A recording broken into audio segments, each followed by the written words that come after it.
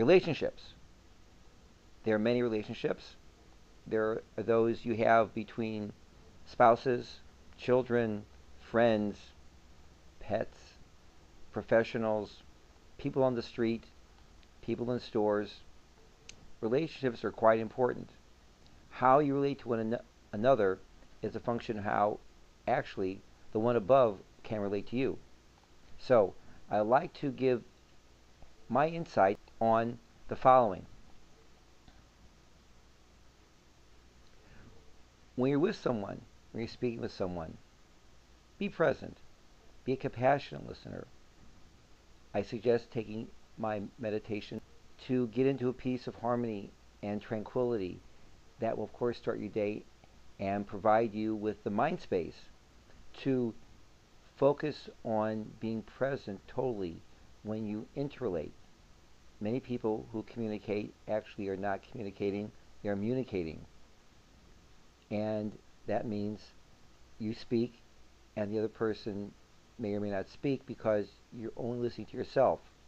So first, have the other person totally in mind, have yourself in a state of absolute presence, equanimity, and picture the person even before you relate to the individual, that you're there with them, and you're sending bouquets of, when it's appropriate, love.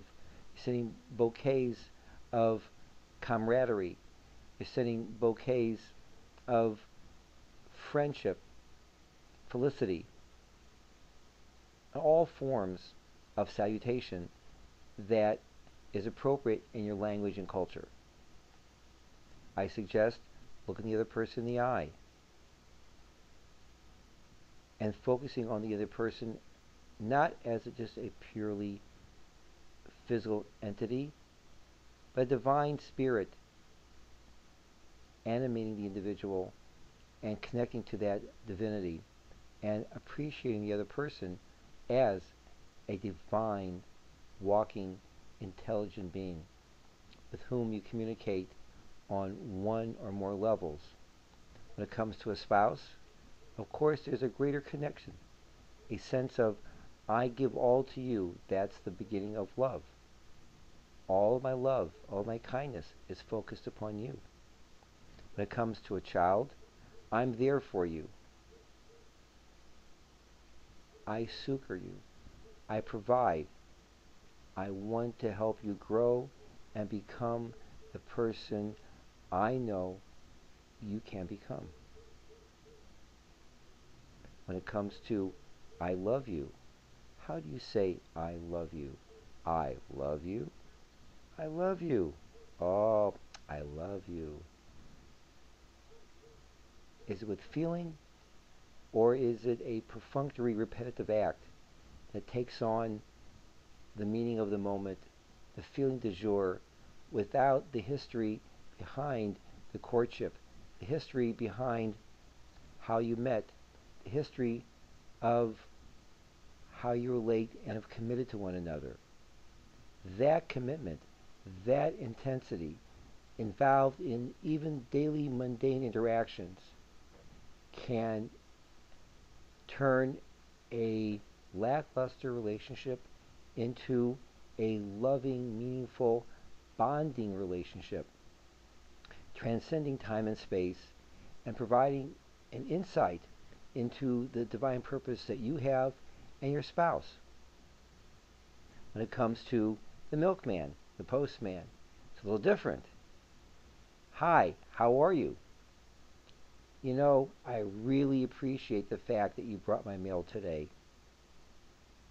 Thank you so much for so lovingly putting all my belongings that I've purchased, all my produce, gently in the bag.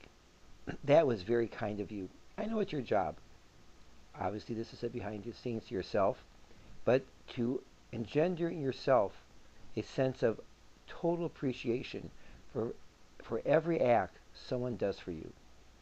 To be totally sensitive to how someone has done something to you that even they're paid for it, even though they're rendering a service for which you're entitled. When you greet the other person and you say hello, mean it. I'm so happy to see you again. Wow, I can't believe you look really professional. I am so happy you've learned how to dress like a pro and go into the workplace. I'm so happy that even though the clothes are meager, make someone happy and say, "You look really nice today." I can't I'm so happy to see your polished shoes and that smile on your face. You look wonderful. Make someone's day.